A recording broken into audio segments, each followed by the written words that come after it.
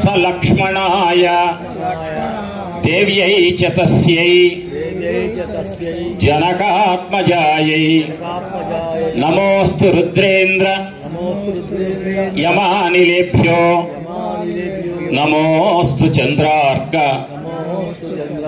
మరుద్గణేభ్యః. ఈ రకంగా సలక్ష్మణాయ లక్ష్మణులతో కూడుకున్న రామచంద్రమూర్తిని చిచ్చక్తి సహితంగా సీతమ్మ సహితంగా నమస్కరించారు. ప్రారంభంలో ససూర్యాయ మహేంద్రాయ పవనాయ స్వయం భువే, అక్కడ అమ్మవారిని మర్చిపోయిన ఆంజనేయ స్వామి వారు ఇప్పుడు అమ్మవారి యొక్క అనుగ్రహం కోసం, అమ్మవారి దర్శనం కోసం, నేను దర్శనం చేసుకున్నానంటే కుదరదండి, నాకు బ్రహ్మాండంగా దర్శనం అయిందంటారు. ఆ శివుడు మనకు దర్శనం ఇచ్చాడు, ఆ వెంకటేశ్వర స్వామి వారు మనకు దర్శనం అనుగ్రహించాడే తప్ప మనం వెళ్ళి చేసుకుంటున్నాం అన్న రోజున మన దగ్గర మంత్రి గారి యొక్క సిఫార్సు లేఖ ఉన్నా కూడా మనకు దర్శనం దొరకదు. కాబట్టి భగవంతుడు దర్శనం ఇచ్చాడు, అనుగ్రహించాడు. ఆ రకంగా అమ్మ నాకు ఎప్పుడు అనుగ్రహిస్తుందో దర్శనాన్ని అనుకుంటూ ఈ రకంగా అమ్మను ప్రార్థించి అందులోకి అడుగు పెట్టారు. కార్యసిద్ధికి వెళుతున్నటువంటి హనుమస్వామి సిద్ధి మంత్రాలు కూడా చదివారు. కార్యసిద్ధి కావాలి, అమ్మవారి యొక్క దివ్య దర్శనం నాకు కలగాలని చెప్పేసని అడిగి ఆ జగన్మాత దర్శనం కోసమే ఉద్యుక్తుడయి ఆరాట పడుతూ దృఢ సంకల్పంతో ఒక్కసారిగా ప్రాకారం నుంచి దుమికి అశోకవనంలోకి వెళ్ళారట. వెళ్ళి ఏ రకంగా దుమికాడు నిన్న చెప్పారు ప్రసాద్ బాబు గారు. యథా రాఘవ నిర్ముక్త శ్వసన సరహ శ్వసన విక్రమ గచ్చేత్తద్వద్గమిష్యామి లంకాం రావణ పాలితాం. రావణుడి యొక్క పరిపాలనలో ఉన్న లంకకు నేను సీతా అన్వేషణ కోసం ఎట్లా వెళ్తున్నాను తెలుసా, నేను ఒక పెద్ద వీరుణ్ణి అని అనలే ఆంజనేయ స్వామి వారు. రామచంద్రమూర్తి బాణంగా వెళుతున్నాడు అంటే రామచంద్రమూర్తి చేయి విడవబడిన బాణం అంటే బాణానికి ఏముండదండి, విడవబడినంది ఎవరి చేత రాముడు, ఆ ధానిష్కుడు ఎవరంటే రాముడు. అదే బాణాన్ని నాబోటిగాడు విడిస్తే దానికి ఉపయోగం ఉంటుందండి. అంటే రామచంద్రమూర్తి చేయి విడవబడిన బాణము అంటే ధానిష్కుడిని బట్టి ఆ బాణం యొక్క యోగ్యత, దాని యొక్క వైభవం ఏంటంటే లక్ష్యాన్ని ఛేదించి తిరిగి మళ్ళీ రామచంద్రమూర్తి యొక్క అమ్ముల పొదిలోకి వచ్చేటువంటి పరమశక్తివంతమైన బాణం రామ బాణం.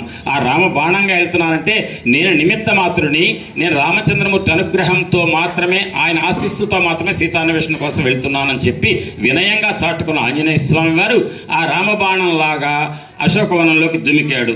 దుమికి ఒక్కసారిగా ఆ ఆంజనేయుడు అశోకవనంలోకి వెళ్ళగానే ప్రకృతి మొత్తం కూడా వసంత ఋతువు వచ్చిందా అన్నట్టుగా చిగురించిందటండి, బాగా పులకించిపోయిందట ప్రకృతి అంతా.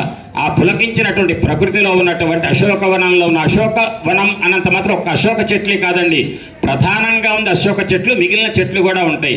అశోకవనంలో ఉన్న మిగిలిన అన్ని రకాల చెట్ల యొక్క పూలన్నీ కూడా ఆంజనేయ స్వామి వారు అడుగు పెట్టగానే పులకించిపోయి జలజలా రాల్చినేట పూలు. ఆ పూలు వెళ్ళి ఆంజనేయ స్వామి వారి మీద పడగానే ఆంజనేయ స్వామి వారు ఏ విధంగా భాషించారంటే పుష్పమయమైన పర్వతంగా భాషించారు ఆంజనేయ స్వామి వారు. ఆ పర్వతం ఒక పుష్పమయమైన పర్వతమా అన్నట్టుగా ఆంజనేయ స్వామి వారు భాషించారు. మిగిలిన పూలన్నీ కూడా భూమి మీద పడితే ఆ భూమి ఏ రకంగా శోభించింది అంటే పూలతో అలంకరించబడినటువంటి భూమాత ఒక స్త్రీయా అన్నట్టుగా భాషించిందట. అది వాల్మీకి దర్శనం. ఆ రకంగా ఆంజనేయ స్వామి వారు అశోకవనంలోకి వెళ్ళారు. వెళ్ళి ఆ ఒక బంగారు కాంతితో ఉన్నటువంటి శింసుప వృక్షాన్ని దర్శించారు. ఆ వృక్షం కింద బంగారు వేదిక, 1000 స్తంభాల బంగారు వేదిక కనపడింది.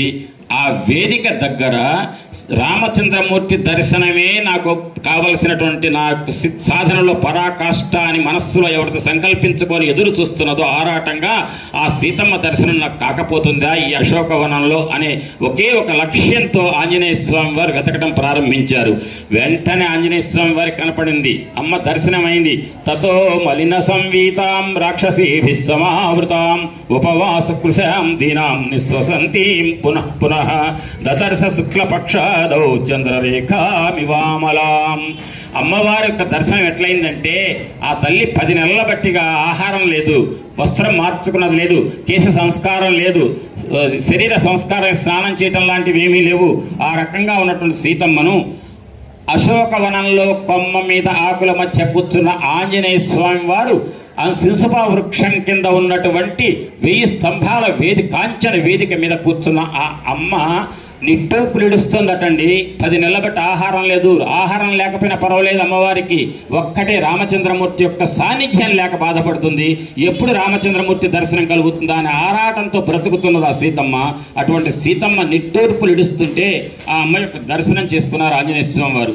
అక్కడ వాల్మీకి మహర్షి ఒక మాట అంటారు, నీలనాగాభయ వేణ్య జఘనంగతైకయ అంటే ఆ అమ్మ యొక్క జడ ఎట్లుందంటే ఒక నల్లని త్రాచుపాములాగా ఉందట. ఈ పోలిక పోల్చడం ద్వారా మల్లాది గురువు గారు ఏమంటారంటే, ఆ సీతమ్మను కనుక స్పర్శిస్తే, అంతకుముందే రావణాసురుడు స్పర్శించాడు. ఎట్లా స్పర్శించాడు? అదొక అరణ్యకాండలో ఉన్నట సీతాపహరణ సందర్భంలో చెప్పుంటారు. అదేంటి అంటేనండి, ఆ అమ్మను ఒక తల్లిని పట్టుకెళ్ళాడు రావణాసురుడు. అయినప్పటికీ స్పర్శే. తాజుపామును ముట్టుకున్నవాడు విషం కక్కి ఎట్ట చస్తాడో, సీతమ్మ వారిని స్పర్శించినటువంటి ఆ రావణాసురుడు కూడా త్వరలో సిద్ధించబోతోంది చావు అని అర్థం వచ్చేట్టుగా నీలనాగాభయ వేణ్య అంటే నల్లటి త్రాచుపాములాగా ఉన్న జడ కలిగి ఉన్నది అమ్మవారికి అని పోల్చారంటే, త్రాచుపామును ముట్టుకున్న వాడి గతే ఈ రావణాసురుడికి పట్టబోతోంది అని ఆ రావణాసురుడు చెప్పారు. అప్పుడు అమ్మవారి యొక్క దీనత్వాన్ని మొత్తం చూశారు. మాన్య గురు వినీతస్య లక్ష్మణస్య గురుప్రియ యది సీతాపి దుఃఖార్త కాలో హి దురతిక్రమ. ఇక్కడ ఏమంటారంటే, ఆ అమ్మవారి యొక్క దీనత్వాన్ని చూసి కొన్ని పోలికలు చెప్పారు. అపహరించబడ్డ సంపదలాగా ఉందట అమ్మ. అంతేకాదండి, రాగద్వేషాలతో శోభించని బుద్ధిలాగా ఉందట. బుద్ధికి ప్రతిరూపం ఎవరండి? ఆ అమ్మే. అమ్మవారి యొక్క అనుగ్రహమే మనందరి యొక్క బుద్ధి. కానీ బుద్ధిమంతుడైన వాడు లోపల రాగద్వేషాలు, మంది ఎదుటి వారి మీద కోపము, అనవసరపు క్రోధము ఇవన్నీ పెట్టుకున్న వాడి యొక్క బుద్ధి అట్టతే గడ్డి దీన్ని అడ్డదారి పడుతుందో, అటువంటి స్థితిలో సీతమ్మ వారి యొక్క రూపం ఎట్లా ఉందంటే, రాగద్వేషాలతో కూడుకొని ఉన్నటువంటి బుద్ధి ఎట్లయితే ప్రకాశించదో అట్లా అమ్మవారు బుద్ధిమంతురాలు, బుద్ధికి అధిష్టాన దేవతే. కానీ ఈ రావణాసుడు యొక్క రాక్షసుల మధ్యలో ఉండటం వల్ల ఈ రాక్షసులంతా కూడా రాగద్వేషాలు వాళ్ళ మధ్యలో బుద్ధిగా ప్రకాశిస్తూ ఉన్నదట. ఆ అమ్మను మాత్రం ఆంజనేయ స్వామి గుర్తించగలిగారు. గుర్తించి ఏమంటారు, ఒక విచిత్రమైనటువంటి మాట వాల్మీకి మహర్షి చెప్పారండి. ఎంత గొప్ప వాక్యం చెప్పారంటే, రామచంద్రమూర్తి గొప్పతనం, సీతమ్మ దర్శనం కోసం ఆరాటం పడుతున్న రాముడట ఎట్టా ఎదురు చూస్తున్నాడు అంటానికి, కారుణ్యేన అనుశంసేన శోకేన మదనేన చ, ఈ 4 లక్షణాలతో రామచంద్రమూర్తి ఎదురు చూస్తున్నట్టండి సీతమ్మ కోసం. ఎంత గొప్ప మాటలు అంటే ఈ 4 మాటలు కూడా ఒక్కొక్కటి. పరుల చేత పీడించబడుతూ నా చేత రక్షణ పొందట్లే, నా రక్షణలోనే అరణ్యవాసానికి వచ్చేది సీతమ్మ. కానీ ఇప్పుడు అపహరించి తీసుకెళ్లి రావణాసురుడు చెంతలో ఉన్నది. అప్పుడు ఆ సీతమ్మ యొక్క పరిస్థితి ఏంటంటే, ఇతరుల చేతిలో పీడించబడుతూ నా చేత రక్షణ పొందలేకపోతున్నదే అనేటువంటి జాలి ఉందట. ఆ జాలి ఒక లక్షణం రామచంద్రమూర్తి. ఈ సీతమ్మ కోసం చూసి ఆరాట పడుతున్నటువంటి రాముల్లో 4 లక్షణాలు ఉన్నాయట. ఒకటి ఇది జాలి. రెండవది ఏంటంటే, అరణ్యానికి నా వెంట వచ్చింది కానీ నా చేత రక్షించబడలేదే అనేటువంటి దయ ఉందట, అనుశంసం. అంతేకాదు, నాకు పరమ ప్రియురాలు అని చెప్పి తన భార్య అయినటువంటి ప్రాణసఖి అయినటువంటి సీతమ్మ గురించి నిరంతరం సంస్మరిస్తుంటే దాన్ని విరహతాపం అంటారు. అయ్యో, భార్య తోడెప్పుడు ఉండాలి, ఆమెను ఎవరు అపహరించారే అనే తాపం, విరహతాపంతో బాధపడుతున్నట్ట.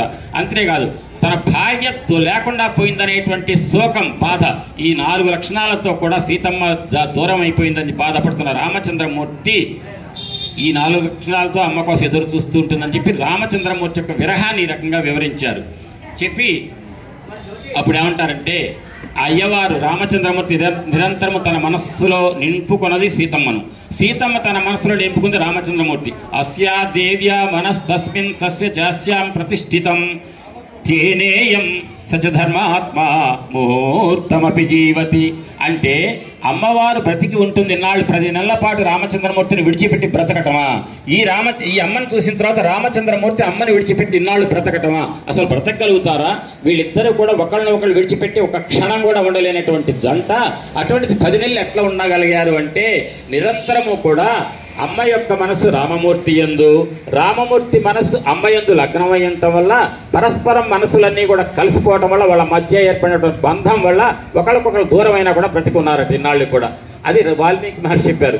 దాన్ని విశ్వనాథ సత్యనారాయణ గారు చాలా బాగా చెప్తారు. చేతమునందు పూర్వమున శ్రీ రఘురాము నెరింగినట్లుగానే తలపోసినాడ ఇప్పుడీ యమగాంచిన ఎంత సర్వము అజ్ఞాతమగు ఉండెనను సంగతి నా తిరుగంగాయడు.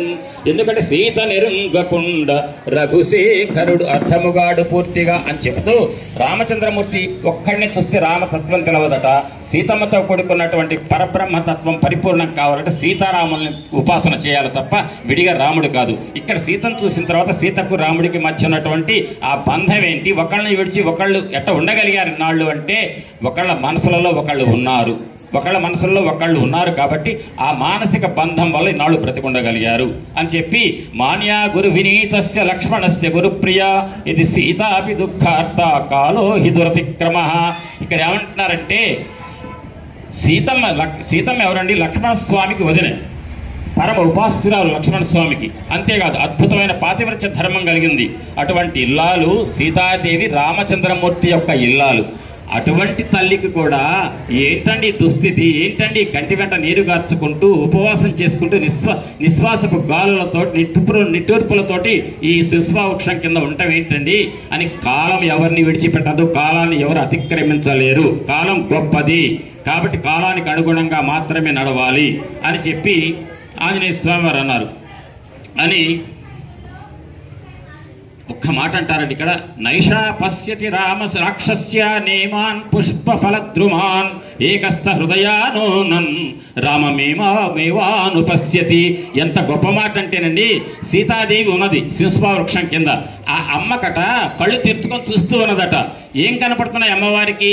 ఎదురుగా ఒక ప్రక్కేమో ప్రకృతి సౌందర్యం, అది కంటికి ఇంపుగా ఉంది. కానీ ఆ కంటికి ఇంపుగా ఉన్న ప్రకృతి యొక్క సౌందర్యాన్ని అమ్మ కళ్ళతో చూస్తుందా? చూడటం లేదట. అదేవిధంగా తన చుట్టూ ఉన్నటువంటి రాక్షసులు ఎటువంటి వాళ్ళంటే ఒక్క క్షణం కూడా బ్రతకాలనిపించదట ఆ మొహాలు చూస్తుంటే. అంత దుర్మార్గపు రాక్షసులు చుట్టూ ఉంటే వాళ్ళని చూసింది అనుకోండి బెంబేలు పడాలి కదా, భయపట్టలేదట. అంటే చుట్టూ ఉన్న రాక్షసులను చూసి బెంబేలెత్తట్లే, అటు పక్క చుట్టూ ఉన్న ప్రకృతిలో ఉన్న సౌందర్యాన్ని చూసి ఆనందపట్టలే.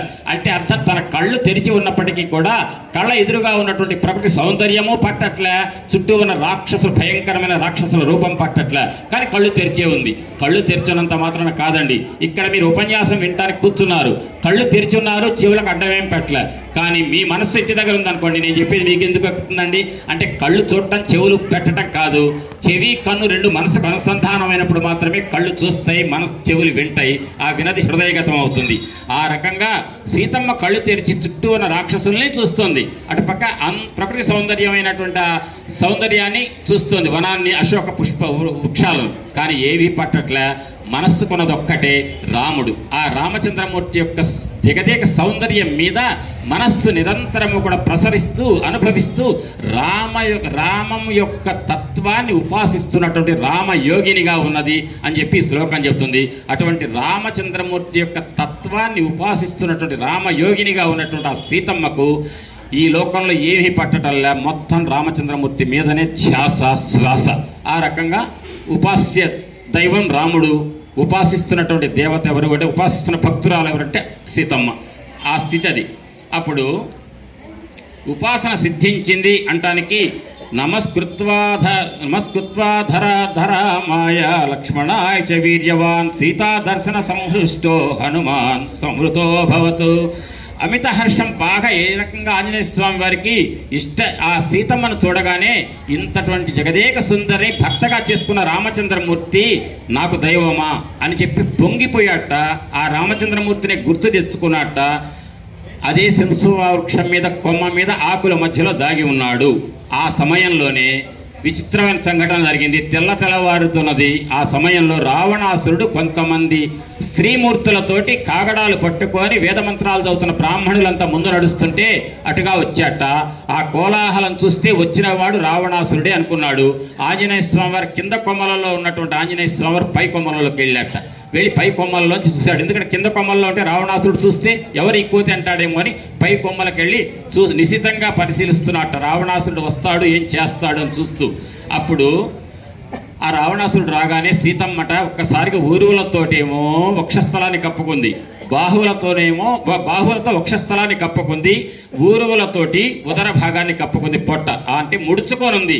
ఒక స్త్రీమూర్తి భయంకరమైన రాక్షసుడు వచ్చినప్పుడు తనను తాను రక్షించుకోవడానికి ఎట్లా చేస్తుంది అంటానికి వాల్మీకి మహర్షి ఇక్కడ చెప్పారు. ఆ రకంగా మోకాళ్ళు పైకెత్తితే ఉదర భాగం కాపాడుకుంది, చేతులు ఇట్ట ముడుచుకొని ఉదర భాగాన్ని కాపాడుకొని భయంతో వణికిపోతోంది. రావణాసురుడు వచ్చి రకరకాల మాటలు మాట్లాడాడు. శింశుపావృక్షం మీద మహానుభావుడు పై కొమ్మలకు వెళ్ళిపోయాడు. అప్పుడు వాల్మీకి మహర్షి చెప్తారు, చెప్పిన దాన్ని మల్లాది చంద్రశేఖర శాస్త్రి గురువు గారు ఒక విచిత్రమైన పోలిక చెప్తారు. అప్పుడటండి శింశుపావృక్షం పైన ఉన్న హనుమంత స్వామికి, శింశుపావృక్షం కింద ఉన్న రావణాసురుడికి ఒకే సీతమ్మ ఎట్ట కనపడింది అంటే జగన్మాతగా కనపడిందట ఆంజనేయ స్వామి వారికి. అదే చెట్టు కింద ఉన్నటువంటి రాక్షసుడైన రావణాసురుడికి కామోపభోగాలు ఇచ్చేటువంటి ఒక స్త్రీ లాగా కనిపించిందట. అంటే రావణాసురుడు ఏంటంటే ఆమెను కాముక భోగాల కోసం భార్యగా ఉండమని పీడిస్తున్నాడు. అదే ఆంజనేయ స్వామి వారు రామకార్యం మీద వచ్చి, అమ్మా నువ్వు నీ దర్శనం అయిందమ్మా చాలు, రామచంద్రమూర్తి 10 నెలలుగా నువ్వు దూరమై బాధపడుతున్నాడమ్మా, నీ వార్త నువ్వు ఉన్నావనేటువంటి జాడని చెప్పి రామచంద్రమూర్తిని ఆనందపరచాలమ్మా. నా దైవం ఎవరంటే రామచంద్రుడు, నా దేవత ఎవరంటే నువ్వమ్మా, కాబట్టి నీ యొక్క జాడను చెప్పాలంటే నీకు చెప్పాలి కదా నేను వచ్చానని అని ఆరాటంగా ఎదురు చూస్తున్నటువంటి ఒక భక్తుడిగానేమో ఆంజనేయ స్వామి వారి పైన ఉంటే, క్రింద ఉన్నవాడు ఎట్టున్నాడంటే కాముక భోగాలు ఇవ్వటానికి తగిన స్త్రీమూర్తిలాగా. ఇక్కడే పెద్దలారా ఒక్క మాట ఆలోచించండి. కింద ఉన్నవాడికి ఇట్ట కనపడింది, పైన ఉన్నవాడికి అట్ట కనపడింది అంటే పైన ఉండే దేవతా లక్షణం, కింద భూమి మీద ఉంటామంటే మానవ లక్షణం. మానవ లక్షణంలో ప్రత్యేకంగా రజోగుణం తమోగుణం కాస్త ఎక్కువగా ఉంటాయి. రజోగుణ ప్రధానమైన వాడే మానవుడు, తమోగుణం కూడా కొంతమందిలో ఉంటుంది, వాళ్ళ రాక్షసులు అంటారు. అటువంటి రాక్షసుడు కాబట్టి రావణాసురుడికి అట్ట కనిపిస్తోంది. అదే దేవతా లక్షణాలతో ఉన్నటువంటి ఆంజనేయ స్వామి వారికి అట్ట కనిపించింది, జగన్మాతగా దర్శనమిచ్చింది సీతమ్మ. ఆ విధంగా దర్శనమిచ్చిన అప్పుడు అంటారండి వాల్మీకి మహర్షి, రావణాసురుడు అప్రమేయ తపస్సంపన్నుడు. ఎంత చెడ్డవాడైనా రావణాసురుడు కూడా ఏమండి జయ విజయుల్లో ఒకడండి, జయుడండి, విష్ణుమూర్తి యొక్క ఆ ద్వారపాలకులలో ఒకడు. మరి ఆ తపశ్శక్తి ఉంది ఆయనకు, బ్రహ్మగారి నుంచి తపస్సు పొందాడు, వరాలు పొందాడు కాబట్టి అప్రమేయ తపస్సంపన్నుడు. కాబట్టి అటువంటి వాడిని సంహరించాలంటే రామచంద్రమూర్తి 14 సంవత్సరాలు, మరి ఎందుకంటే మనకు శేషాచార్యులు సార్ చెప్పారు, నేను ప్రసాద్ బాబు సార్ కూడా చెప్పినట్టున్నారు ఆ మాట ఏంటంటే, రామచంద్రమూర్తి వెళ్ళి రావణాసురుడిని కనుక వధించాలంటే అంత తేలిక కాదు, దానికి చాలా రంగం సిద్ధం చేసుకోవాలి. ఏంటి ఆ రంగం అంటే, రామచంద్రమూర్తి ఏమో మనిషి రూపంలో మానవుడే అనేటువంటి నమ్మకాన్ని రావణాసురుడు పరిపూర్ణంగా నమ్మాలి. ఒక్క మానవుడితో మాత్రమే వధ ఉంది, చావు ఉంది రావణాసురుడికి. అంటే మానవుడిగా నటించడం చాలా కష్టం రామచంద్రమూర్తికి. పెద్దలు అంటారనమాట, సేతు నిర్మించిన దానికి ఆశ్చర్యం లేదట, రావణాసురుడిని చంపినందుకు ఆశ్చర్యం లేదట రామచంద్రమూర్తికి. మానవుడిగా నటించావే రామా, ఆహా నీ నటన చాలా గొప్పదయ్యా, అట్ట నటించావయ్యా, ఎవరిని నమ్మిస్తూ నటించావు అంటారు. ఆ రకమైన నటన 14 సంవత్సరాల పాటు అరణ్యంలో నటిస్తే అప్పుడు అటువంటి క్రమక్రమంగా ఋషులను కలిసి అగస్త్య మహర్షి దగ్గర ఎట్టయితే ఆయుధం తీసుకున్నాడో అట్ట తపశక్తి సంపన్నుల యొక్క ఆశీస్సులన్నీ కూడా పొంది తన తపోబలాన్ని పెంచుకుంటాడు రామచంద్రమూర్తి 14 సంవత్సరాలు. ఆ 14 సంవత్సరాలు తపస్సు చేసినటువంటి రామచంద్రమూర్తి చివరి సంవత్సరంలో అమ్మవారిని అపహరించుకుపోయినటువంటి రావణాసురుడు తన చెరలో పెట్టుకున్న సీతమ్మను దానికి కామభావం, మోహ ప్రభావం ఇవన్నీ కూడా చూపించి అనౌచిత్యమైన ప్రసంగాలు చేసి సీతమ్మను బాధ పెడితే తద్వారా రావణాసురుడు సంపాదించినటువంటి ఆ ఫలితాన్ని, తపశ్శక్తిని మొత్తాన్ని క్షీణింపజేసుకుంటాడు రావణాసురుడు. అంటే రావణాసురుడు తపశ్శక్తి క్షీణించాలి, రామచంద్రమూర్తి తపశ్శక్తి పెరగాలి. అప్పుడు మాత్రమే మానవుడిగా జీవించి, మానవుడిగా నటించి, ఆ నటించిన యొక్క తపశ్శక్తితోటి పరిపూర్ణ మానవుడిగా నమ్మించి రావణాసురుడిని చంపాలంటే తన యొక్క తపశ్శక్తి పెంచుకున్నాడు. రావణాసురుడికి ఆ 12 నెలల్లో 10 నెలలు గడిచింది. ఇప్పటికే 10 నెలల్లో ఒక అనౌచిత్య ప్రసంగం ద్వారా సీతమ్మను బాధ పెట్టి పాపం మూట కట్టుకున్నాడు, పుణ్యాన్ని కరిగించుకున్నాడు, పాపాన్ని పెంచుకున్నాడు. అతని చావు దగ్గరికి వచ్చింది. అతన్ని వధించడానికి తగినటువంటి స్థితి రామచంద్రమూర్తికి త్వరలో ప్రాప్తించబోతున్నది అని. అటువంటి తపశ్శక్తి సంపన్నుడైన రావణాసురుడు తపశ్శక్తి సంపన్నుడైనప్పటికీ కూడా తన శక్తిని పోగొట్టుకోవడం కోసం, తపశ్శక్తిని పోగొట్టుకోవడం కోసం చెట్టు కింద నేల మీద ఉన్నటువంటి రావణాసురుడికి ఆమె అట్ట కనపడింది అని అంటారు ఒక మాట. రావణాసురుడు అంటారు సీతమ్మని, సీత నేను నాకు భార్యగా ఉండమని ఎన్నాళ్ళ బట్టి చెప్తున్నాను, ఇప్పటికైనా విన్నావా? 10 నెలలు గడిచింది, నీకు నేను 2 నెలలు సమయం ఇస్తున్నా. 2 నెలలు కాగానే ఒక్క రోజు కూడా మిగలదు, 60 రోజులు టైం ఇస్తున్నా. 61వ రోజు ప్రొద్దున్నే ప్రాతకాలంలో సూర్యోదయం కాగానే నీ శరీరాన్ని నా ఆహారశాలకు పంపిస్తాను. భోజనశాలకు పంపించి నీ శరీరాన్ని ఖండాలుగా ముక్కలు చేసి పొద్దున పూట పలహారానికి ఉపయోగించేట్టు చేస్తా. నీకు 60 రాత్రుల్లో మాత్రం సమయం ఇస్తున్నా నాకు భార్యగా రావడానికి అన్నాడు. అన్న తర్వాత అప్పుడు అంటాడు, నువ్వు నేను అడిగిన కొద్దీ నువ్వు బాగా కూడా నన్ను బాధపడే రకంగా మాట్లాడుతున్నావు, కానీ నన్ను నువ్వు అవమానపరుస్తూ మాట్లాడుతున్న ప్రతి మాటకు కూడా ప్రతిరోజు ఒకసారి చంపాలి అంటాడు. వాల్మీకి మహర్షి ఇచ్చిన శ్లోకంలో ఆ మాట ఉంది. రోజుకొకసారి ఎటు చంపుతారని, ఎవరైనా చంపితే ఒకసారి చంపుతారు అయిపోతుంది, కానీ ప్రతిరోజు రోజుకొకసారి చంపాలి నిన్నని అంటాడు అని అంతిదిగా అనౌచిత్యమైన మాటలు మాట్లాడుతూ నీకు నేనైతే 60 రోజులు సమయం ఇస్తున్నా అంటే సీతమ్మ అంటున్నప్పుడు అసందేశాత్తు రామస్య తపస్య అనుపాలనాత్ నత్వాం కుర్మిత శగ్రీవ భస్మార్హ తేజస. రావణ, నువ్వు అనుకుంటున్నావేమో నేను తలుచుకుంటే నా తపశ్శక్తితో నిన్ను నేను బూడిద చేయగలుగుతాను. నా కను చూపుతోనే నిన్ను ఆ భూమి మధ్యలో కనుక నా యొక్క శక్తిని నేను కేంద్రీకరించానంటే ఆ శక్తికి నువ్వు బుగ్గి అయిపోతావు. కానీ నేను చంపడానికి నాకు అర్హత లేదు, శక్తి లేదు. ఒకటి, నా తపశక్తి నేను ఖర్చు పెట్టుకోవడం నాకు ఇష్టం లేదు. రెండవది, చంపు సీత అని చెప్పి నా రాముడికి నాకు సందేశం పంపిస్తే నేను చంపుతా. రామచంద్రమూర్తి నుంచి నాకు సందేశం లేదు, చంపను. ఒకవేళ రామచంద్రమూర్తి సందేశం ఇచ్చాడనుకో నా తపశక్తి ఖర్చు అవుతుందని చూసుకోను, చంపేస్తా. కానీ రామచంద్రమూర్తి సందేశం లేకుండా నా అంతటా నేనుగా నిన్నేదో చంపి నా తపశక్తిని వృధా చేసుకోవాల్సిన అవసరం నాకు లేదు, నేను వృధా చేసుకోను అని అంటాడు. అనగానే ఆ రావణాసుడితో పాటు వచ్చినటువంటి స్త్రీమూర్తులలో ధాన్యమాలిని, ఆ ధాన్యమాలినినే పెద్దలు ఇంతకుముందు చెప్పారు మండోదరి అని. మండోదరి కానీ ధాన్యమాలిని ఎవరైనా సరే ఆ రావణాసురుడికి ఇష్టమైన భార్యలలో బాగా ఇష్టమైన భార్య అంటే మండోదరే బాగా ఇష్టమైన భార్య. ఆమె అన్నదట, భర్త ఎందుకు ఆ చిక్కిపోయిన దాంతో నీకేం సుఖం వస్తుంది, అనవసరపు ప్రయాస, హాయిగా నాతో సుఖించు అని చెప్పి అన్నదట ధాన్యమాలిని. ఎందుకని? గట్టిగా మాట్లాడితే కనుతో పెడితే కనుక బుక్ అయిపోతాడేమో భర్త అని భయంతో పట్టుకోపోయింది. అప్పుడు నేనైతే ఊరుకోను అని బెదిరిస్తూ ఇదిగో రాక్షసులకు అప్పు చెప్పాట, మీరు చూసుకోండి సీత సంగతి, 60 రోజులు టైం ఇచ్చే కదా, నాకు త్వరలోనే అతి త్వరలో నాకు భార్య అయ్యేట్టుగా మీరు ఆమెను నయానా భయాన కొట్టండి తిట్టండి ఏదైనా చేయండి అంటే. ఇన్నాళ్ళు రావణాసురుడు ఇష్టపడుతున్న సీతమ్మని ఏమన్నా అంటే రావణాసురుడు ఊరుకోడేమని భయపడ్డారు. రాక్షసులు మనకు ఇచ్చాడు కదా అనుమతి అని చెప్పేసి సీతమ్మని నానా చిత్రహింసలు పెట్టి రాముడికి భార్యగా అక్క సీత అని చెప్పేసి రాక్షసులంతా కూడా విపరీతంగా బాధ పెడుతున్నారు. రావణాసురుడు అంతటువంటి గొప్ప శౌర్యవంతుడు, పరాక్రమవంతుడు, సంపన్నుడు ఈ ప్రపంచంలో లేడు, లోకంలో లేడు. లోకంలో ఉన్న సంపద మొత్తం ఇక్కడే ఉంది, కుబేరుని కూడా కొట్టుకొచ్చి మొత్తం పెట్టాడు అని రాక్షసులంతా చెప్పినా కూడా రామచంద్రమూర్తి యొక్క భార్య అయిన సీతాదేవి వినలేదు. నేను రాక్షసుడికి భార్య కావడం అనే మాట కల్లా నేను రామచంద్రమూర్తి యొక్క శక్తి స్వరూపిణిని, సూర్య భగవాను నుంచి కాంతినట్టయితే విడదీయలేరో రాముడి నుంచి నన్ను విడదీయలేరు అని చెప్పేసి అంటుంది సీతాదేవి. అప్పుడటండి రాక్షసులు పెడుతున్న బాధ అంతా పరాకాష్ఠకు చేరింది. ఆ బాధ తట్టుకోలేక ఎందుకు ఈ బ్రతుకు అనుకుంటున్నాడు సీతమ్మ. ఉన్నట్టుండిగా ఇదంతా చూస్తున్నాడు పైన హనుమస్వామి శిశుపా వృక్షం మీద పై కొమ్మ మించి చూస్తున్నాడు. కింద ఒక బాగా వృద్ధ రాక్షసట అప్పుడే లేచిందట, నిద్రపోయి లేచి. ఇప్పుడే నిద్ర లేచానే, మంచి బ్రహ్మాండంగా నిద్ర పట్టింది, నిద్రలో నాకు మంచి కళ వచ్చింది, ఆ కళ ఏంటో చెప్తా అంటే ముందు చెప్పవే ఆ కళ ఏంటో అంటే ఘోరమైన కళ వచ్చింది. ఏంటి ఆ ఘోరమైన కళ అంటే ఏం లేదు, అర్థసిద్ధింతు వైదేహ్య పశ్యామి అహముపస్థితాం రాక్షసేంద్ర వినాశంచ విజయం రాఘవస్య చ. నాకు వచ్చిన కళ యొక్క సారాంశం ఒకటే చెప్తా. రావణాసురుడికి చావు మూడింది, రామచంద్రమూర్తి సీతాదేవి ఒకటి కాబోతున్నారు. రామచంద్రమూర్తికి విజయం, రాక్షసరాజుకు పరాజయం అని చెప్పింది. చెప్తే ఇక్కడ ఈ కళలో ఒక చిన్న విషయం ఉంది. ఇక్కడ స్వప్నశాస్త్రం ప్రకారం తెల్లవారుజామున వచ్చిన కళలు ఇట్లా, ప్రొద్దునపూట వచ్చిన కళలు ఇట్లా అంటే తినదు అనక్కు వచ్చిన కళలు కొన్ని ఉంటాయి, ఆ కళలు లెక్కలేదు.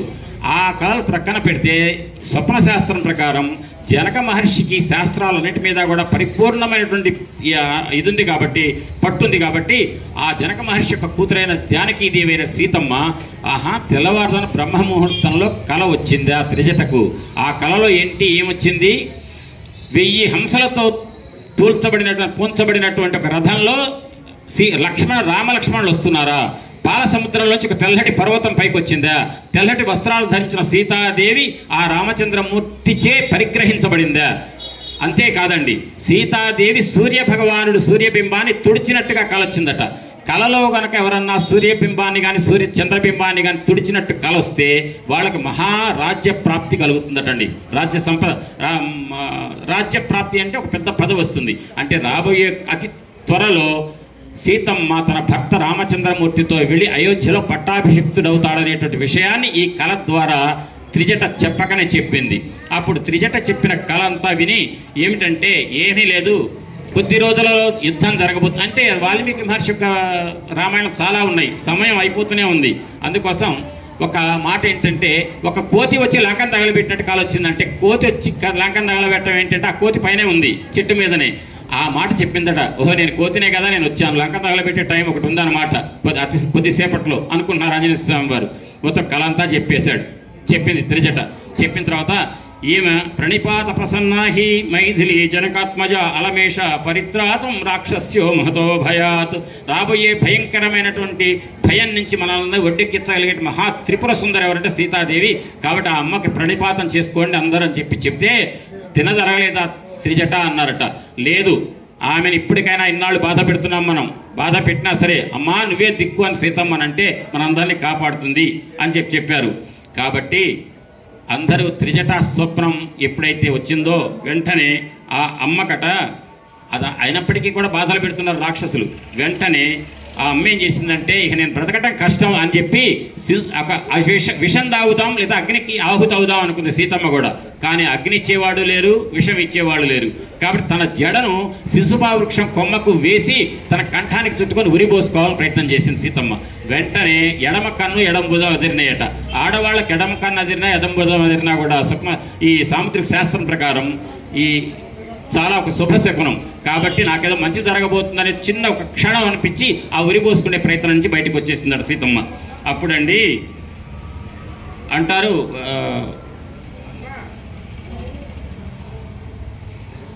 ఆంజనేయ స్వామి వారికి ఒక అనుమానం వచ్చింది. ఏంటంటే, ఇప్పుడు ప్రయత్నం చేసింది కదా ఆత్మహత్య చేసుకోవాలని, అమ్మని ఎట్నే వదిలిపెట్టినట్టయితే నేను తిరిగి గనక సీతా దర్శనం అయిందని చెప్పి రామచంద్రమూర్తికి చెప్పడానికి వెళితే, నేను వెళ్ళిన తర్వాత రామచంద్రమూర్తి తిరిగి లంకకు రావాలంటే కనీసం 2-3 రోజులు ఏ విధంగా నా భుజాల మీద పట్టుకొచ్చినా 2-3 రోజులు పడుతుంది.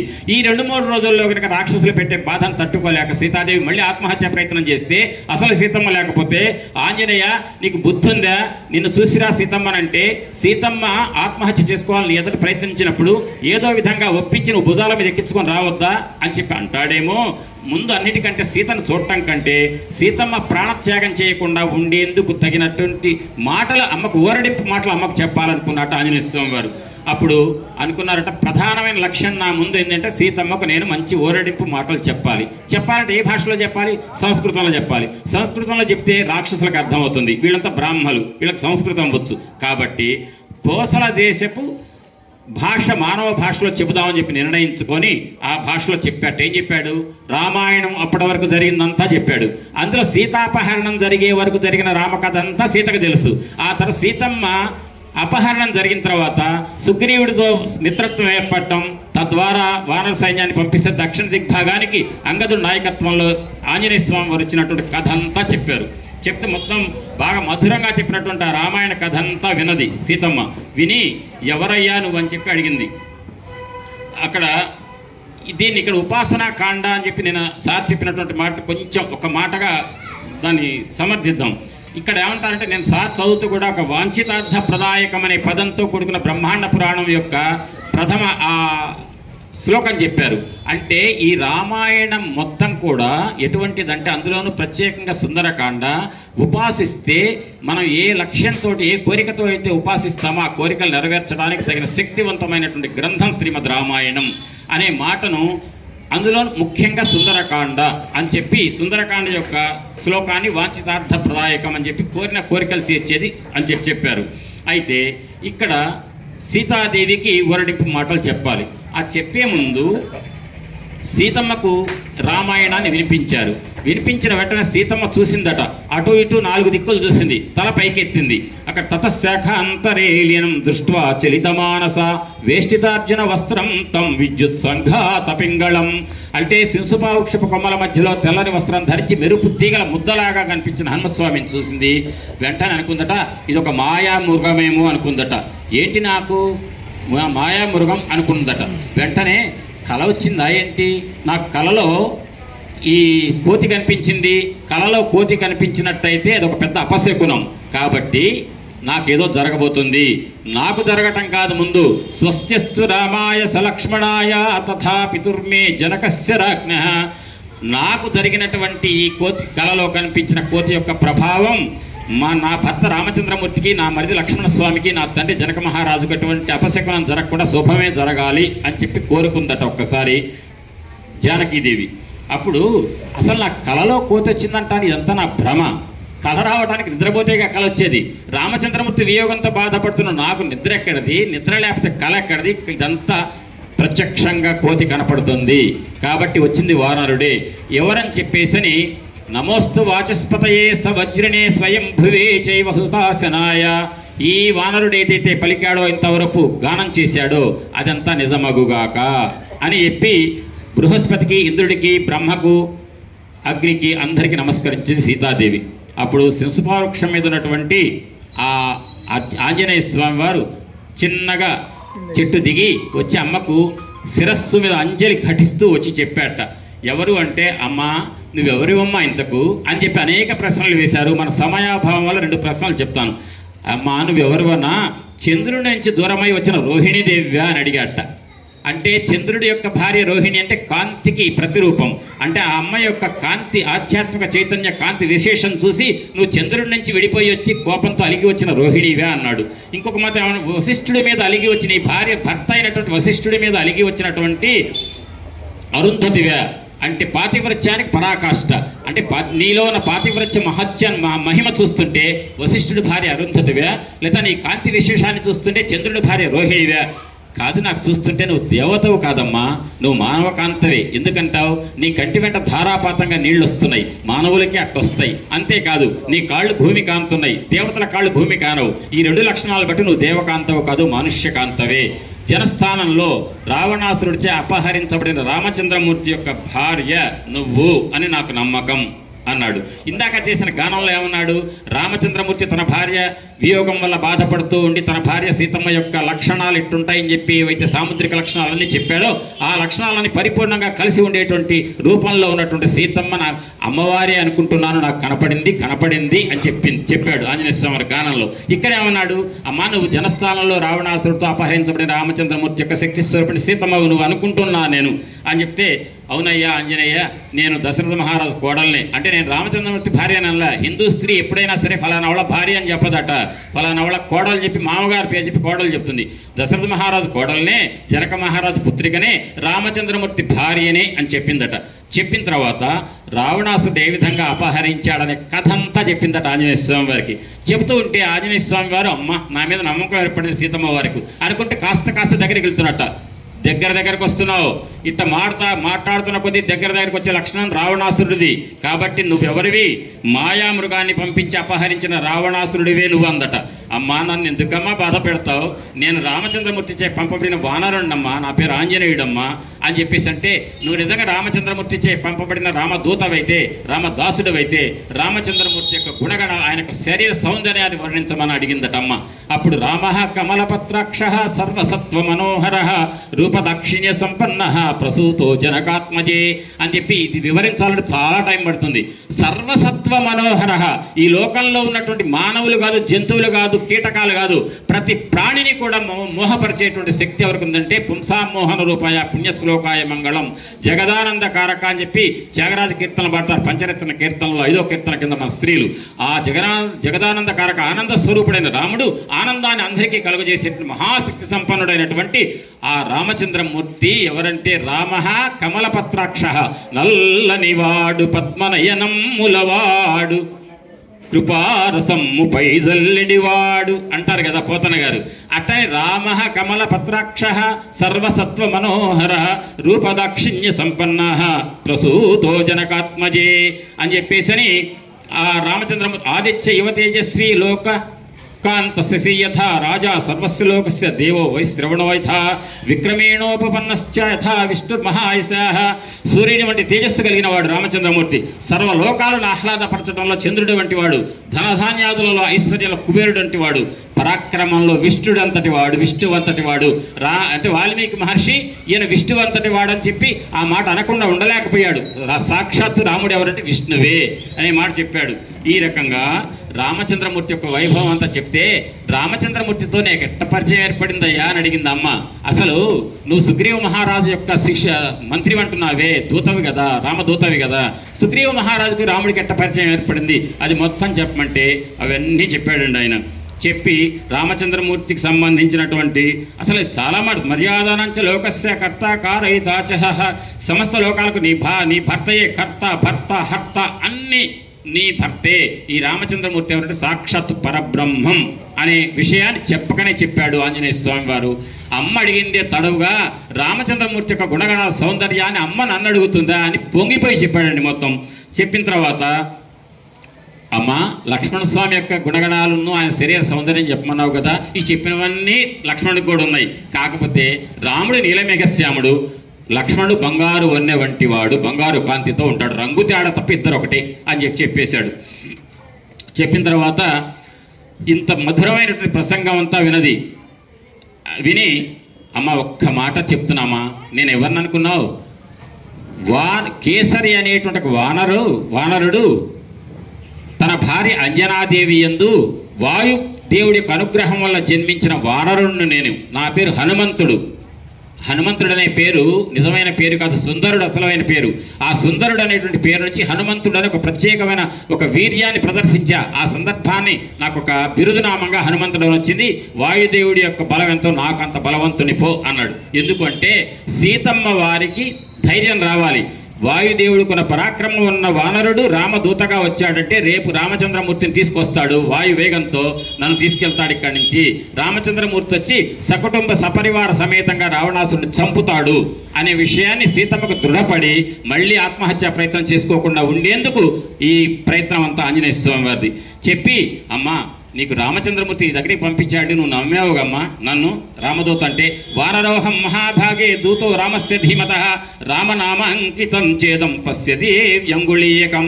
అమ్మ రామచంద్రమూర్తి రామనామం ముద్రించబడినటువంటి అంగుళీయకాన్ని ఇచ్చాడమ్మా, తీసుకు తల్లి అని చెప్పి దోసిట్లో ఇట్లా పెడితే అమ్మవారి చేయి పై చేయిగా పెట్టుకొని ఈ దోసిట్లో ఉన్నటువంటి అంగుళీయకాన్ని అమ్మవారు తీసుకుందటండి. తీసుకొని చూసిన తర్వాత, అమ్మ అంగుళీయకం రామచంద్రమూర్తి నీకు ఇస్తే నన్ను నువ్వు నమ్ముతావు కదమ్మా రామదూతలని అని ఇచ్చారమ్మా అంటే, వెంటనే అమ్మట అంగుళీయకాన్ని చూసి సిగ్గు పొందిందట. రామచంద్రమూర్తి యొక్క సాన్నిధ్యాన్ని పొందినంత ఆనందపడిందట. ఆ రకంగా అంగుళీయకాన్ని ఇచ్చిన హనుమస్వామిని ఎంత పొగిడిందండి. విక్రాంతస్వం సమర్థస్వం ప్రాజ్ఞస్వం వానరోత్తమ ఏనేదం రాక్షసృతం త్వయేన ప్రదర్శితం శతయోజన విస్తీర్ణ సాగరో మకరాలయ విక్రమశ్లాఘనీయేన క్రమత గోష్పదీకృత. మహానుభావ, నువ్వు మామూలు వాడివయ్యా, నువ్వు ఎంత గొప్పవాడివి అంటే, ఆవు కాలు గనక గిట్ట మోపితే బురదలో ఎంత గుంట పడుతుందో ఆ గుంట నిండా నీళ్లు ఉంటే ఆ నీళ్లు ఉన్న గుంటని మానవుడు ఎంత తేలిగ్గా దాటుతాడో అంత తేలిగ్గా 800 మైళ్ళ సముద్రాన్ని దాటొచ్చిన పరాక్రమవంతుడు ఆంజనేయ. నీ యొక్క పరాక్రమానికి, నీ ప్రాభవానికి ఈ లోకమే శ్లాఘిస్తుంది. కాబట్టి ఈ లంక దాటి, సముద్రం దాటి లంకకు నా దగ్గరికి వచ్చావంటే నీ పరాక్రమం ఎటువంటిది ఆంజనేయ అని అన్నదట. అని నా దగ్గరికి నేను పంపించాడంటే నా నాథుడు రామచంద్రమూర్తి అంత తేలిగ్గా పంపిస్తాడా? నిన్ను శల్య పరీక్షలు చేసి పంపించుంటాడు. అందున నా దగ్గరికి ప్రత్యేకంగా పంపించేటప్పుడు రామచంద్రమూర్తి మరీ క్షుణ్ణంగా నిశితంగా పరిశీలించి నీ యొక్క వైభవాన్ని, నీ పరాక్రమాన్ని, నీ బుద్ధిమతం, వరిష్ఠ తత్వాన్ని మొత్తాన్ని పరీక్షించి నా దగ్గరికి పంపించాడు. కాబట్టి నీకు కాకపోతే నీ అంతటువంటి పరాక్రమవంతుడు ఇక్కడికి వచ్చాడే నాకు అన్వేషణ కోసం, రామచంద్రమూర్తి దూతగా ఎంత ఆనందంగా ఉందో అని పొగిడిందట. మొన్న శేషాచార్యులు సార్ చెప్పారు, నాన్ ఋగ్వేద వినీతస్య నా యజుర్వేదధారిణ నా సామవేద విదుష అని చెప్పి మొట్టమొదటి మంగళవారం నాడు ఆంజనేయ స్వామి వారిని ప్రవేశపెట్టారు ఇక్కడ మొన్న రామాయణంలో. ఆ ప్రవేశపెట్టినప్పుడు ఏమన్నారు, రామచంద్రమూర్తి మొట్టమొదటి చూపులోనే కలయికలో రామచంద్రమూర్తి లక్ష్మణ స్వామితో ఆంజనేయ స్వామి వైభవం చెప్తూ 3 వేదాలు కూడా పుక్కిట పట్టిన వాడు మాత్రమే ఇంత వైభవంతో మాట్లాడతాడు లక్ష్మణ.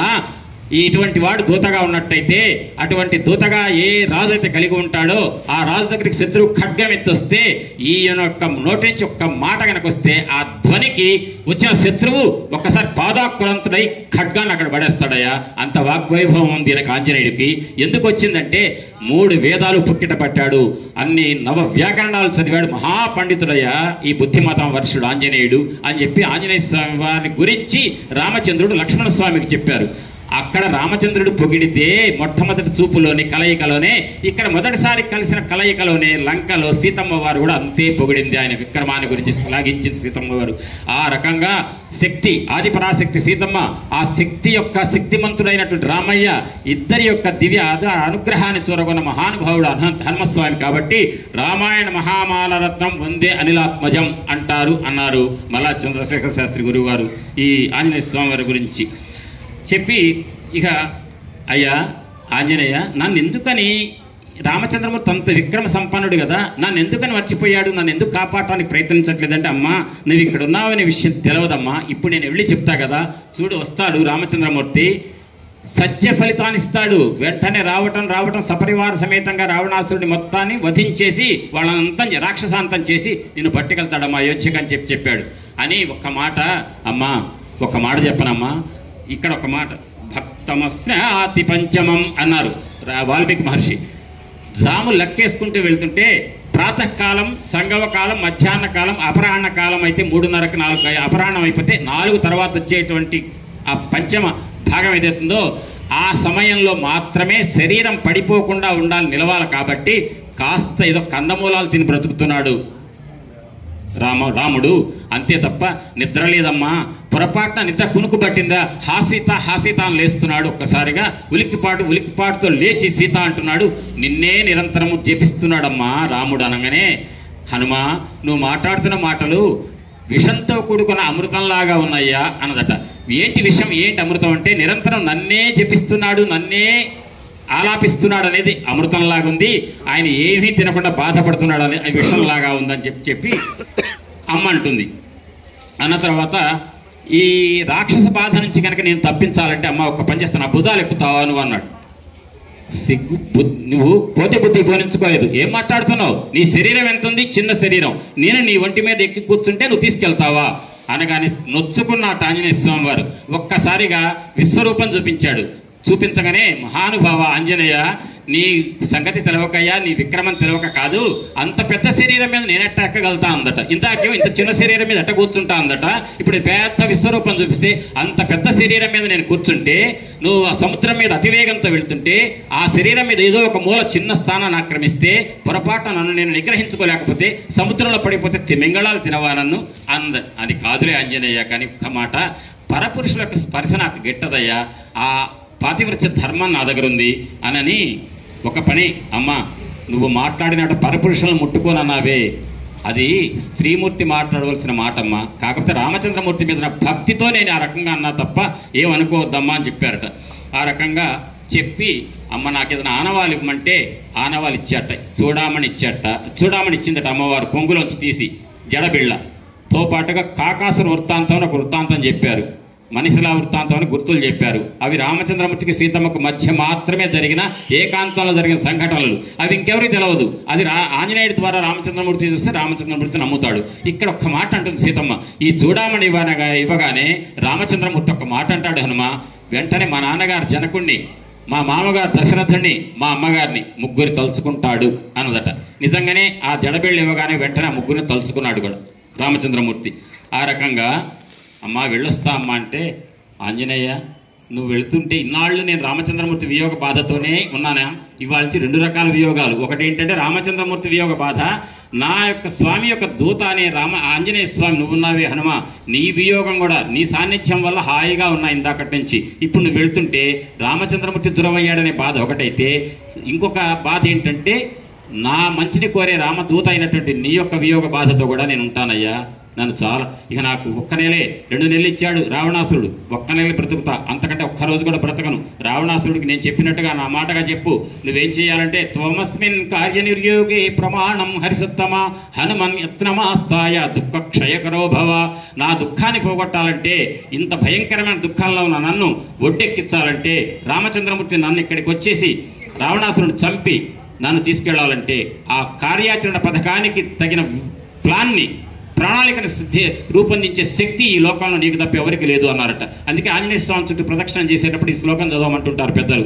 తోమస్మిన్ కార్యనిర్యోగే ప్రమాణం హరిసత్తమ హనుమన్ యత్రమాస్తాయ దుఃఖ క్షయకరో భవ అని చెప్పి అమ్మ వెళ్ళొస్తా అంటే స్వస్తి చెప్పి అంటే ఆశీస్సులు ఇచ్చింది. ఇంకా ఏమైనా పనుందా ఆంజనేయ అంటే, అమ్మకు చిన్న పని ఉందమ్మా అన్నాడు. నిజంగానే చిన్న పనే. పెద్ద పని ఏంటంటే ఆ రూపమే తెలవని సీతమ్మను చూడటానికి రావడం పెద్ద పని. ఇక చిన్న పని ఏంటంటే ఆ అశోక వనంలో ఎక్కడైతే సీతమ్మ కూర్చుందో ఆ వనం మొత్తం ధ్వంసం చేసి పడేశాడు. మొత్తం ఒక సీతమ్మ కూర్చున్న చెట్టు ఒకటి వదిలిపెట్టాడు. ధ్వంసం చేస్తే అక్కడ వచ్చి ధ్వంసం చేయగానే నేను ప్రసాదబాబు సార్ చెప్పారు, జయచ్చతి బలో రామో లక్ష్మణశ్చ మహాబల రాజా జయతి సుగ్రీవో రాఘవేణాభిపాలిత దాసోహం కోసలేంద్రస్య రామస్య క్లిష్టకర్మణ హనుమాన్ శత్రుసైన్యానాం నిహంత మరుతాత్మజ న రావణ సహస్రం మే యుద్ధే ప్రతిఫలం భవేత్ శిలాభిస్తు ప్రహరత పాదపైశ్చ సహస్రశః అర్ధయిత్వా పురీం లంకాం అభివాద్య చ మైథిలీం సమృద్ధార్థో గమిష్యామి మిషతాం సర్వరక్షసాం అని చెప్పి అర్ధసిద్ధ్యంతు వైదేహ్యాం పశ్యామి అహముపస్థితాం రాక్షసేంద్ర వినాశించ విజయం రాఘవస్య చ. ఆ శ్లోకం ఇక్కడ లేదు, అది త్రిజటా స్వప్నంలో ఇందాక అనుకున్నాం కదా. ఈ జయఘోష చేశారు. చేసి ఆంజనేయ స్వామి గారు ఎవరు వస్తారో రాండి అంటే ఈ చెట్లన్నీ విరచటం వల్ల ఆ చూసినటువంటి రాక్షస స్త్రీలలో ఒక స్త్రీ వెళ్ళి రావణాసురుడికి చెప్పిందట, ఎవరో రాక్షసుడు వచ్చి ఆంజనేయుడు వానరుడు ఎవరో వచ్చాడు, వానరుడు సీతమ్మతో చాలాసేపు మాట్లాడాడు, వనమంతా విరిచాడు అనగానే ఆయన వరుసగా పంపించాటండి. 80,000 మంది కింకర్నామ రాక్షసులను జంబువాల్ని పంపించాడు, మంత్రి కుమారులు పంపించాడు, అక్షకుమారుడు తన కొడుకే రావణాసురుడు కొడుకును పంపించాడు, మహావీరులు ఎంతో మందిని పంపిస్తే వాళ్ళందరినీ నేలమట్టం చేశాడు ఆంజనేయ స్వామి వారు. ఆ తర్వాత తన కుమారుడైన ఇంద్రజిత్తును పంపించాడు రావణాసురుడు. ఆ రావణాసురుడి దగ్గర ఇంద్రజిత్తు దగ్గర బ్రహ్మాస్త్రం ఉంది, మాయా విద్యలు ఉన్నాయి. బ్రహ్మాస్త్రం వేశాడు. ఆంజనేయ స్వామి బ్రహ్మాస్త్రం ఏమీ చేయదాయింది, కానీ నటించాడు నన్నేదో బ్రహ్మాస్త్రం కట్టేసిందని. అమ్మాయి ఇంతకాలం దొరికాడరా ఈ కోతి అని రాక్షసులంతా పాతగూడలని పేలికలు మొత్తం చుట్టారు. చుట్టి దాని నిండా కూడా నూనె అంటే నూనె గుడ్డలు పెట్టి బంధించారు. మేం కాబట్టి బంధించాం, ఇన్నాళ్ళకి ఆంజనేయుని ఈ కోతిని అనుకున్నారు. కానీ బ్రహ్మాస్త్రం ఒకసారి కనుక కట్టేస్తే ఎవరినన్నా దాని మీద ఒక దారం చుట్టినా కూడా బ్రహ్మాస్త్రం యొక్క విలువ పోతుంది, ఆ ప్రభావం పోతుంది. ఆ సంగతి తెలవని రాక్షసులు చుట్టారట. అప్పుడు అనుకున్నట్టండి ఇంద్రజిత్తు, అరే బ్రహ్మాస్త్రం వేసి బంధిస్తే నిజంగా బంధించలే, నటిస్తున్నాడు ఆంజనేయుడు. ఈయన అనుకున్నాడు, నమ్మాడు ఇంద్రజిత్తు. కానీ ఈ రాక్షసులు బుద్ధి పోలేదు. వీడు మొత్తం గుడ్డలు చుట్టి బ్రహ్మాస్త్రకు విలువ పోగొట్టారు. ఆయన ఆంజనేయ స్వామికి తెలియదు అనుకుంటే ఈ వానరుడికి తెలియదు, బ్రహ్మాస్త్రంతో బంధించబడ్డాడు, పాన్ లాక్కపోతున్నాడు. ఈ ఆంజనేయుడు ఏంటో ఎట్టన్నా రావణాసురుడు ఒక అపాయింట్మెంట్ దొరుకుతుందని ఆయన చూస్తున్నాడు. లాక్కుపోయారు. రావణాసురుడు సభలోకి వెళ్ళారు. వెళ్ళగానే రావణాసురుడు చూశాడు, అహో రూపం అహో ధైర్యం అహో సత్మహోద్యుతి అహో రాక్షసరాజస్య సర్వలక్షణయుక్తత. ఆ రావణాసురుల్లో ఉన్నటువంటి అందము, ధైర్యము, సాహసము, ఆ వీర్యత్వం మొత్తాన్ని పరాక్రమం మెచ్చుకున్నాడండి ఆంజనేయ స్వామి వారు. ఒక్క మాట చెప్పాడు, నీ సోదరుడైన సుగ్రీవుడు నీకు సందేశం చెప్పించమన్నాడు. నీకు సర్వకాలాల్లో 3 కాలాల్లో నీకు శ్రేయస్సు ఏంటంటే నువ్వు అనవసరంగా పట్టుకొచ్చావు సీతమ్మని.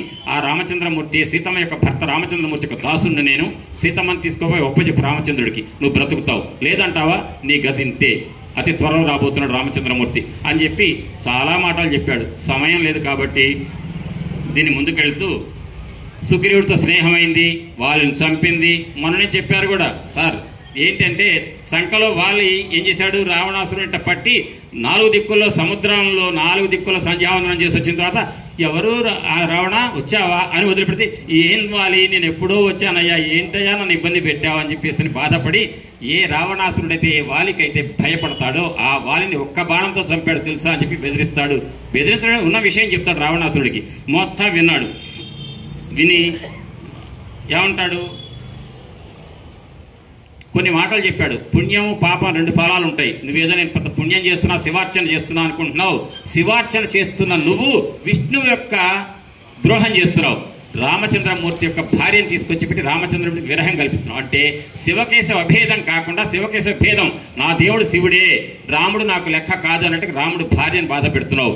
కాబట్టి శివ పూజ చేసినంత మాత్రాన విష్ణువు యొక్క తృణీకరణ చేసినట్లయితే శివకేశవ అభేదం అనే అజ్ఞానానికి ఆ పాపానికి ఒడిగట్టిన నీకు త్వరలోనే మూడబోతోంది అని చెప్పి జనస్థానంలో 14,000 మంది రాక్షసులను చంపింది, వాళ్ళని సంహరించింది మొత్తం చెప్పాడు. ఇవన్నీ చెప్తే ఈ కోతిని చంపేయండి అన్నాడు రావణాసురుడు. అప్పుడు విభీషణుడు అన్నట్ట, అన్నయ్య దూతగా వచ్చాడు చంపకూడదంటే వీడు దుర్మార్గుడు అన్నట్ట. ఆంజనేయ స్వామిని అంత వానరుడిని దూతను పట్టుకొని నువ్వు చంపమని మాటకు మాట్లాడకూడదు అన్నయ్య అంటే, అయితే కపీనాం కిలలాంగూలం ఇష్టం భవతి భూషణం, వానరులకు ఇష్టమైంది ఆనందం బాగా అలంకారం ఏదంటే తోక, దానికి నిప్పు పెట్టమన్నాడు. నిప్పు పెట్టేశారు. నిప్పు పెట్టి అత్యుత్సాహంతో రాక్షసులంతా కూడా ఆయన నిప్పు పెడుతుంటే దానికి గుడ్డలన్నీ ఇంట్లోంచి తెచ్చి నూనెలో ముంచి చుడుతున్నారట తోకలకి.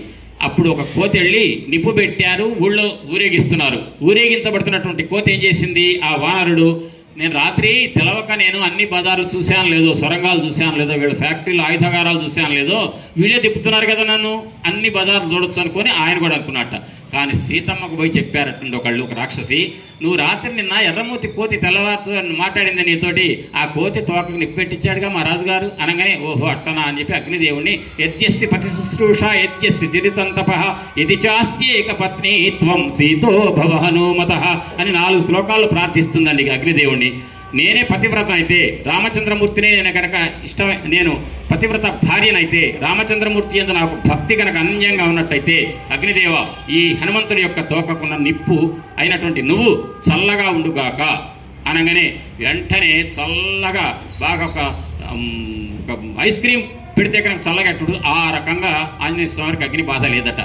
ఈ రకంగా అగ్ని బాధ నాకు లేకుండా చేసింది ఎవరై ఉంటారు, సీతమ్మ అయి ఉంటుంది, రామచంద్రమూర్తి అయి ఉంటాడు. వచ్చేటప్పుడు మైనాకుడు అడ్డం వస్తే ఆ అడ్డం నుంచి తొలగించింది ఎవరు, రామకార్యం మీద వస్తున్నాను కాబట్టి మైనాకుడు అనేటువంటి పర్వతం కూడా నాకు దారిచ్చింది. ఈ రకంగా అగ్నిదేవుడు ఏం చేస్తారు అని చెప్పేసి అని ఊరంతా. కానీ ఒక కృతజ్ఞత, నిన్న ఒక మాట చెప్పారు, కృతజ్ఞత. అది మన సనాతన ధర్మంలో ఒక ఉపకారం ఎవరైనా చేస్తే ప్రత్యుపకారం చేయాలి, థ్యాంక్స్ అని మాట అంటే సరిపోదు. అప్పుడు ఏమన్నా అంటే అగ్నిదేవుడు నాకు మంట పుట్టకుండా చేశాడుగా, మరి అగ్నిదేవుడు కూడా నేను ఉపకారం చేయాలిగా. అగ్నిదేవుడు ఏం కోరుకుంటాడు ఎప్పుడు, ఆహుతి బాగా తినాలి. ఏ ఆహుతి అంటే ఈ లంకలో ఇళ్ళన్నీ కూడా తగలబెట్టిస్తే అగ్నిదేవుడికి నేను సంతర్పణ చేసినట్టు అవుతుంది అనుకొని మొత్తం తగలబెట్టాడు. ఒక్క విభీషణుడి ఇల్లు మాత్రం ఆపాడు. ఆంజనేయ స్వామి గారు ఆపినంత మాత్రాన ఇటుపక్క ఇల్లు తగలబడుతుంది, అటుపక్క ఇల్లు తగలబడుతుంటే గాలివాటం రెండు మధ్యలో ఇల్లు తగలబడుకుంటుందండి. కానీ విభీషణుడు ధర్మాత్ముడు కాబట్టి ధర్మం ఏం చేసిందంటే, ధర్మం అగ్ని రూపం కాబట్టి ధర్మం అగ్ని, ధర్మాన్ని అగ్నిని అగ్ని ఏం చేయలేదు కాబట్టి విభీషణుడి ఇల్లు తగలబడలేదు, నిక్షేపంగా ఉంది.